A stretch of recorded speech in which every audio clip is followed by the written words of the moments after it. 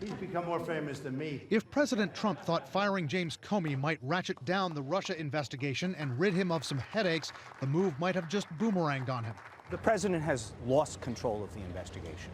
The way it's been set up now, Mueller is completely independent of Department of Justice control.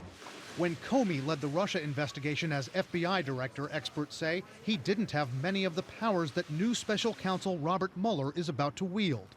Authority to convene a grand jury, authority to issue grand jury subpoenas, authority to bring charges and prosecute cases and seek to put people in jail.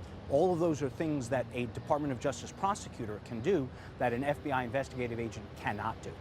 Tonight, the president is also dealing with an investigator who many believe is non-political and above reproach. I think he's a person of absolute integrity. He's a Marine.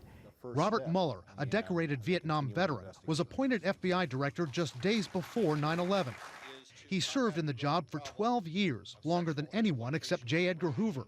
FBI directors typically serve 10-year terms. Mueller was so respected that when President Obama asked him to stay on past that, the Senate voted 100-0 to extend his term. And Mueller and Comey have a history with each other. In March 2004, when the Bush White House wanted to reauthorize a controversial surveillance program, then Attorney General John Ashcroft and Comey, his deputy, refused, saying it was illegal. When Ashcroft was hospitalized shortly thereafter, Bush's chief of staff, Andy Card, and White House counsel Alberto Gonzales went to the hospital to try to persuade Ashcroft to sign the order. Comey raced to the hospital to intercept them and stood by Ashcroft's bed. I thought I just witnessed an effort to take advantage of a very sick man. Ashcroft deferred to Comey, his acting attorney general. Another player who had Comey's back, Robert Mueller.